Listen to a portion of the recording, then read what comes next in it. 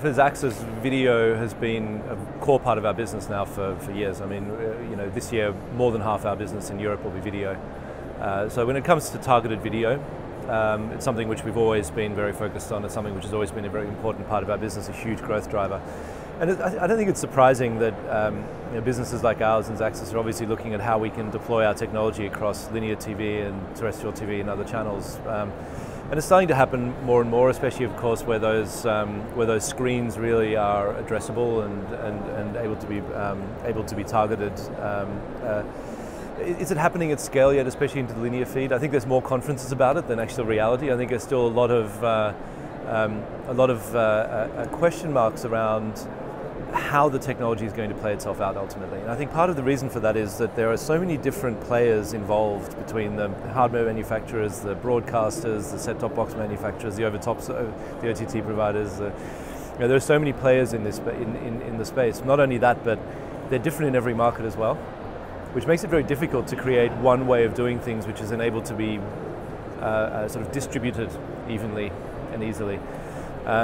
If I think about the internet as a sort of a corollary, that we started off with some very basic technologies, ad serving, cookies, some basic building blocks which were more or less the same everywhere.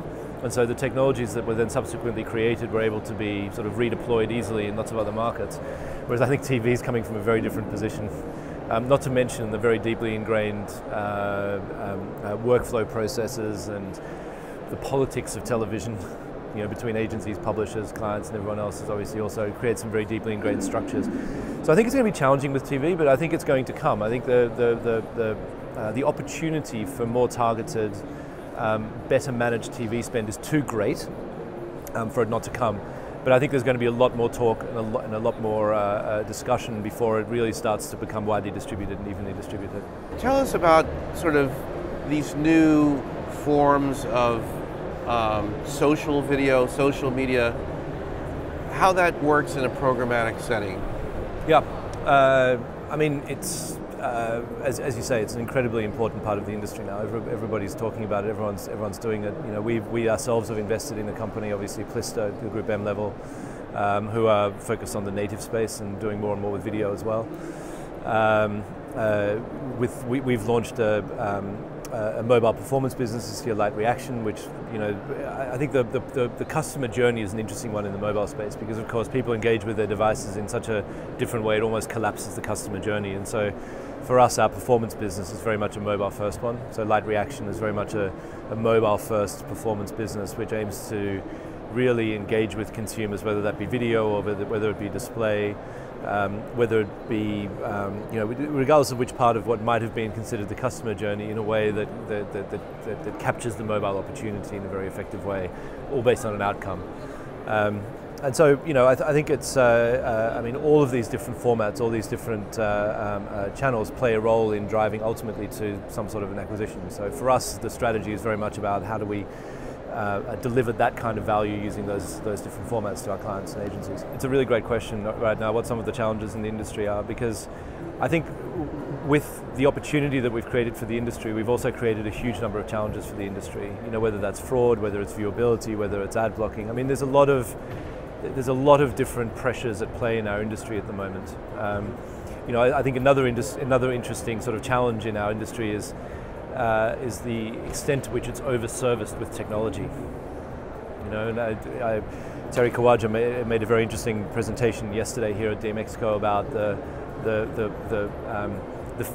the expected failure rate of the companies in the Lumascape, just given how many of them there are trying to optimize what is a relatively low-cost asset that underpins the whole thing.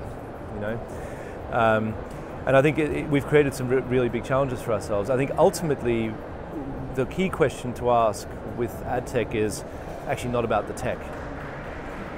It's about what are some of the USPs that companies are bringing that create real value and long-lasting value, whether that be ability to access inventory, ability to access and leverage data. People obviously matter as well. Access to clients and a really good strategic understanding of what clients are doing, not just specifically within the programmatic channel, but actually across their whole marketing spend. And then how those companies or that company is then using technology as a tool to create something valuable from all of those different building blocks. And I think too much in our industry, we start with tech. We start with a question to which we think the answer is going to be tech, without asking about some of those very important building blocks. And I think that's what gives rise to some of these issues of viewability, fraud, and consumer annoyance, which gives rise to ad blocking, because we're just too often starting with the wrong question, or and everything looks like when all you have is a hammer, everything looks like a nail. Sort of immediately rushing into it and saying, okay, well, this tech is the answer to that. When actually, quite often the answer isn't in the tech. The tech certainly has a role to play, and it's a great facilitator, but it's not usually in and of itself the answer. DMExco this year has been it's just unbelievable to see how the event has grown. I said it last year, and it's just blown me away again this year. There's more halls, unbelievable amount of people. The stands have just grown to a point now where it just feels like a completely, there's an unbelievable amount of investment that goes into the presence of companies here. So I think it's an incredibly exciting place to be. It really brings our industry to life in a way. It's like the sort of the ultimate physical manifestation of a otherwise very virtual industry. Where do I think things will go? I think, we're confronting our issues. Most of the conversations that I've had here have been around trying to address some of the issues that exist within our industry, whether that be the walled gardens and the rise of the walled gardens and the challenges that represents for companies who are very focused on the open ecosystem, especially the agencies who need to work across all of those different platforms. Whether it be the transparency and disclosure debate, whether it be different pricing models, fraud, viewability, all of the issues. I think we're starting to really confront those problems and trying to understand, how do we actually deliver on marketers' ultimate challenges. If there's one thing that I would say is almost a bit of a shame, is that there is some presence from brands here, but again, it's very much the industry talking to itself in a lot of ways. At least that's maybe what it feels like to me. I'm sure there are a lot of brands here who are also making their own inquiries, and I think that's a great thing about DMExco, is it gives brands an opportunity to really not just find out for themselves what's available, but also hopefully articulate what some of their own challenges are. Because quite often those challenges don't relate to the tech or the solutions that people here provide, but some of the basic sort of organizational structure, organizational change management processes that brands are going through to reinvent their own marketing departments, CRM silos, everything else, to be able to take advantage of some of what's being offered here.